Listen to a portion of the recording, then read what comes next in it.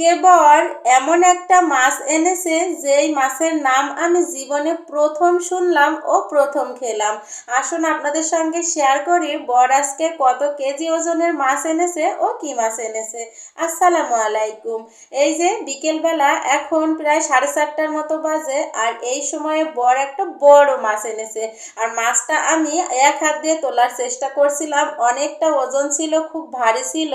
আর দেখেই বোঝা যাচ্ছে এখানে কত বড় একটা মাছ। আর এই মাছের নাম কি সবাই একটু কমেন্ট করে বলবেন তো। তো আমি তো প্রথমে শুনে অবাক হয়ে গিয়েছি, কারণ এইরকম মাছের নাম আমি কোনোদিনও শুনিনি। আর তখন এই যে ওকে বলতেছিলাম এই মাছটার নাম কি, ও আমাকে শোনাচ্ছিল এই মাছটার নাম নাকি ব্লাড কাপ। আমি তো জানতাম গ্লাস কাপ, কিন্তু ও বলতেছে এই মাছের নাম ব্লাড কাপ। আর বরাবরই আমি যখন মাছ কাটি ধুই তখন কিন্তু এইভাবে ও বসে বসে দেখবে, কিন্তু ক্যামেরার সামনে আসতে চাবে না। তারপর আজকে জোর করে ক্যামেরাতে একটু দেখিয়ে দিয়েছি। আর এই মাছটা কাটতে এত কষ্ট হচ্ছিল, খুবই ভারী ছিল, প্রায় 7 কেজি ওজনের একটা ব্লাড কাপ মাছ নাকি এটা।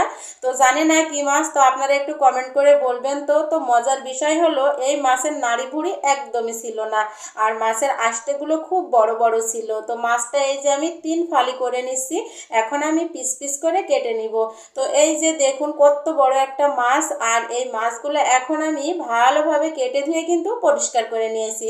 ওইভাবে আপনাদের সঙ্গে আর শেয়ার করতে পারিনি। আর বড় বড় কয়েকটা মাছের পিস করে নিয়েছি, এগুলো আজকে আমি রান্না করব।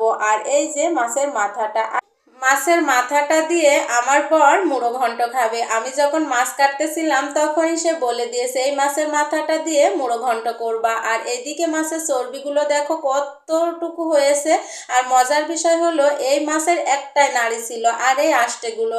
মাছটা কিনে খুবই লাভ হয়েছে। আর তেল চর্বিতে প্রায় 1/2 কেজির মতন হয়েছে। আর মাছগুলো একদমই কাটা থাকবে না, খেতে একদম মাংসের মতো লাগবে। তো এখন এই যে মাছগুলো আমি পিস পিস করে পলিথিনে রেখে দিলাম ফ্রিজে তোলার জন্য। আর যতটুকু রান্না করব ততটুকু নিয়ে নিয়েছি। আর কয়েকটা বড় বড় মাছের পিস নিয়েছি। আজকে এই মাছগুলো আমি ভুনা করব। এই কারণে মাটির চুলাতে চলে এসেছি রান্না করতে। আর মাটির চুলার রান্না নাকি একটু বেশি মজা হয়।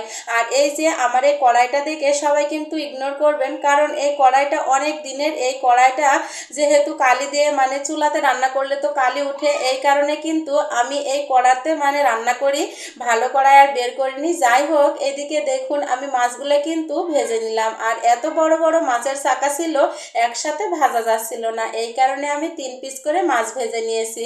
তো মাছ ভাজা এদিকে আমার শেষ, মাছগুলো তুলে নিয়েছি। এবার দিয়ে দিলাম পেঁয়াজ ভাজতে। তো পেঁয়াজ যখন আমার ভাজা হয়ে গিয়েছে তখন আমি সমস্ত মশলাপাতি দিয়ে তার মধ্যে দিয়ে দিলাম মরিচ গুঁড়া, ধনিয়া গুঁড়া, হলুদ গুঁড়া, লবণ, পরিমাণ মতো পানি দিয়ে মশলাটা ভালোভাবে কষিয়ে নিব।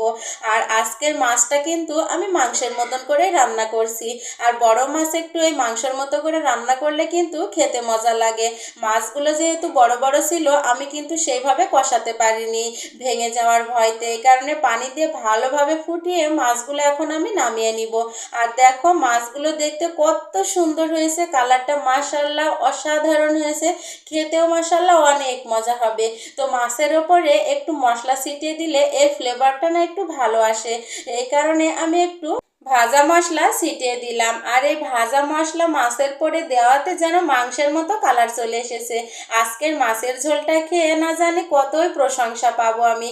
যাই হোক, এই ছিল আমার মাছ কেটে ধুয়ে পরিষ্কার করা। তো কেমন লাগলো আমার মাছের বাজার ও মাছ রান্না অবশ্যই কমেন্ট করে জানাবেন। ভালো লাগলে আমার পেজে ফলো দিয়ে পাশে থেকে যাবেন। আজকের মতো চলে যাচ্ছি, আবারও দেখা হবে পরবর্তী ভিডিওতে। সেই পর্যন্ত সবাই সুস্থ থাকুন, ভালো থাকুন, আল্লাহ হাফেজ।